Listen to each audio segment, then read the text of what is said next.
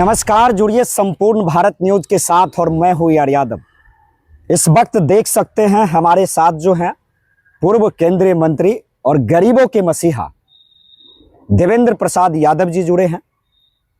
और आज पूरी देश और दुनिया जो है ऐसे मुद्दों को जानेगा, ऐसी जानकारी जानेगा जिसका इंतजार इस नए पीढ़ी को वर्षों से था। आप किताब के माध्यम से, बुक के माध्यम से संघर्ष की कहानी को जानते होंगे, लेकिन असली कर्पूरी के संघर्ष की कहानी आज हम उनके शिष्य से जानेंगे। सबसे पहले सर, हमारे चैनल में आपका स्वागत। बहुत धन्यवाद आपको। सर, हम आज जानना चाहेंगे कि सभी राजनीतिक पार्टी के लिए कर्पूरी जरूरी है और उनके नाम पे वो राजनीति करते हैं, लेकिन ऐसा क्या था कि कर्पूरी के लिए देवेंद्र प्रसाद यादव जरूरी था? ऐसा क्या हुआ था सर? वक्त था 1977 का। हम लोग 74 आंदोलन में निकले थे छात्र संघर्ष समिति के जरिए, जिसमें लालू जी भी बिहार के अध्यक्ष थे। हम मधुबनी जिला के छात्र संघर्ष समिति के जिला अध्यक्ष थे। तो 74 आंदोलन से जो यात्रा शुरू हुई संसदीय जीवन, मैंने एक राजनीतिक जीवन का, छात्र जीवन के बाद, तो 75 में हम लोग सभी लोग मीसा में गिरफ्तार हुए। हजारों छात्र गिरफ्तार हुए, नौजवान। वो एक बदलाव का एक वातावरण बना था कि जो व्यवस्था है, जो सरकारें हैं, वो जो बुनियादी समस्याएं हैं जनता का, जैसे महंगाई है, भ्रष्टाचार है, ये जो व्यवस्था परिवर्तन की बात है, सामाजिक व्यवस्था बदलने की, उन सब चीज़ों को बदलने का एक आयाम उस समय बना था। उसी में हम लोग आए थे। और जब इमरजेंसी से निकले तो 76 तक, मतलब 18 महीने के बाद, मीसा की गिरफ्तारी के बाद, तो इसके बाद सभी लोग, हम लोग समझ भी नहीं पा रहे थे कि जेल से निकलने के बाद एमएलए हो जाएंगे। ये सोच भी नहीं सकते थे। हम लोग का कल्पना भी नहीं था। हम लोग को तो लगता था कि अब किस जेल में फिर ले जाएगा, तिहाड़ ले जाएगा, कि पूरे देश में जेल में ही रहना पड़ेगा। वो परिकल्पना थी। हमारे बहुत से साथी अभी बैठे हुए हैं, नरसिंह सिंह जी एक से एक साथी थे 74 आंदोलन में, जिसने कभी कल्पना नहीं की थी कि हम लोग संसदीय जीवन में भी कभी आ पाएंगे, या एमएलए एमपी की बात तो दूर की बात है, कभी हम लोग सपना भी नहीं देखे थे। 77 हुआ, आंदोलन इतना तेज हो गया क्योंकि लोकनायक जयप्रकाश नारायण, आपको मालूम है, जयप्रकाश नारायण जी 1942 में भारत छोड़ो आंदोलन में महानायक थे। वो आज़ादी की लड़ाई का, और गांधी जी ने नायक थे पूरी तरह देश का। और एक उस समय में अखबार निकलती थी, उस समय अंग्रेज के टाइम में, उस समय निकला था कि इंडियाज ब्रेन अरेस्टेड। मैंने जब लाहौर में गिरफ्तार हो गए जयप्रकाश नारायण, तो उस समय अखबार में निकला था, ईस्टमैन में, कि इंडियाज ब्रेन अरेस्टेड, मतलब इंडिया का ब्रेन अरेस्ट हुआ, तब आंदोलन कैसे चलेगा? गांधी जी तो सत्याग्रह करते रहेंगे, ब्रेन इन्हीं के पास है आंदोलन का। इतना बड़ा कदावर नेता हम लोग को मिल गया 74 में, 75 में। तो इमरजेंसी, आप जानते हैं, उनके नेतृत्व में छात्र आंदोलन हुआ, बहुत बड़ा जेपी आंदोलन, बहुत बड़ा आंदोलन हुआ, पूरे देश में फैल गया। गुजरात में भी सत्याग्रह होने लगा, बिहार में भी। तो चारों तरफ 18 मार्च 1974 को पूरे बिहार में गोली चल गई, छात्र आंदोलन शुरू हो गया। यहाँ हम लोग गिरफ्तार हो गए 18 मार्च को ही, यहीं फुलपरास में, थाना घेराव में। तो हम लोग अहिंसक आंदोलन कर रहे थे, कोई हिंसा नहीं कर रहे थे, लेकिन दमनात्मक कार्रवाई इतनी तेज हो गई, इतना जबरदस्त रूप से पुलिस का और माने सरकार का दमन नीति चला। उस दमन से ही हम लोग आंदोलन निकल गया। और आंदोलन निकला तो उसमें से नेता, स्वाभाविक है, बिना आंदोलन के नेता पैदा हो। अब आंदोलन बंद हो गया है, इसलिए नेता पैदा हो ही नहीं सकते हैं।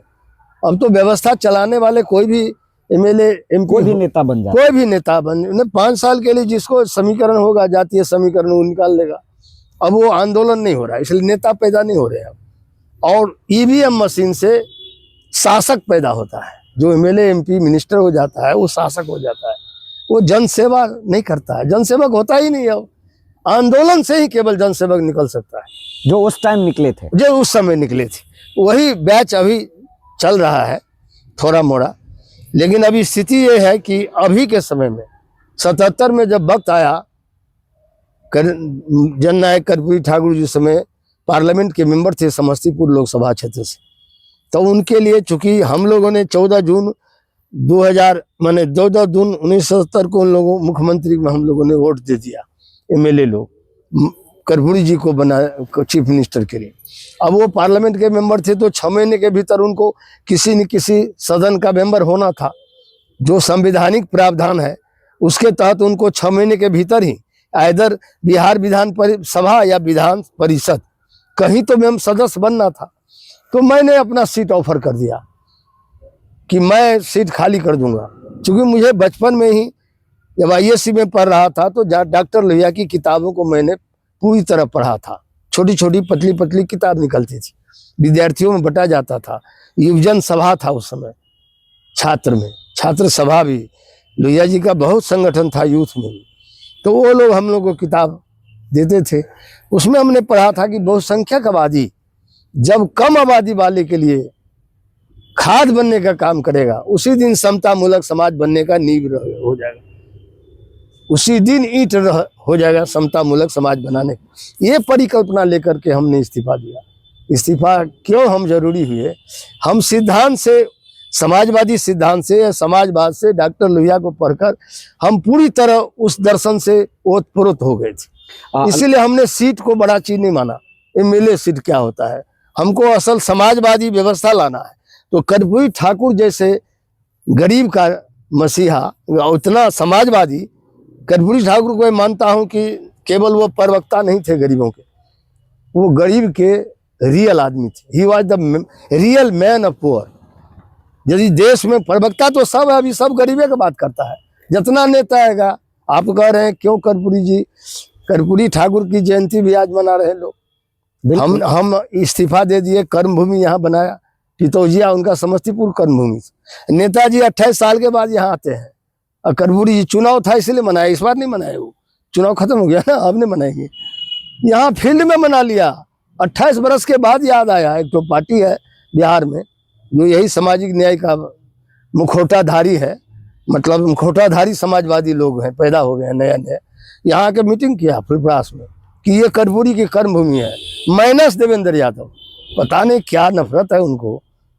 भाई नींव का ईंट नहीं करोगे तो इतिहास अधूरा रहेगा। लेकिन उस समय भी तो उनके पार्टी और उनसे बहुत जुड़े लोग होंगे जो बलिदान दे सकते थे, लेकिन उस दिन वो नहीं दिए।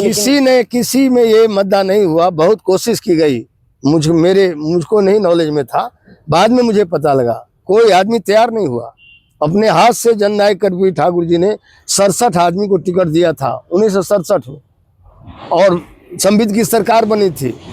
Karpoori Thakur ji deputy chief minister बने थे, महामाया बाबू मुख्यमंत्री बने थे 67 में। और अपने लिए जब बारी आई तो अपना बारी आया, जिस आदमी ने त्याग किया, जिस आदमी ने पार्टी को बनाया, उस नेता के लिए कोई सिपाही बनने को तैयार नहीं। मैंने त्याग करने का मतलब है अपने कमांडर के लिए शहीद हो जाओ, त्याग कर दो। तो वो त्याग नहीं किया। ठीक है, हम तो 74 आंदोलन से निकले थे, हमको तो कोई भूख नहीं था एमएलए का। पहली बार 3 महीना के भीतर मैंने इस्तीफा दे दिया। इस्तीफा मैंने इसलिए दे दिया कि समाजवादी व्यवस्था को सबसे मजबूती से कोई लागू कर सकता है तो कर्पूरी ठाकुर ही लागू कर सकता है। क्योंकि कर्पूरी ठाकुर को मैं मानता हूँ, जिस तरह रूस में जैसे मार्क्स के सिद्धांत को लेनिन ने अमली जामा पहनाया, लेनिन इसीलिए प्रसिद्ध हुआ पूरी दुनिया में, उसी तरह से कर्पूरी ठाकुर समाजवादी विचारधारा को या डॉक्टर लोहिया के विचारधारा को जमीन पर अमली जामा पहनाने का सपना उन्होंने देखा था। अंतिम तक समाजवादी रहे कर्पूरी ठाकुर, जीवन पर्यंत। क्योंकि उसके विचारधारा नहीं बदले और सिद्धांत से कभी समझौता नहीं किया। जयंती तो बहुत लोग मना रहे हैं।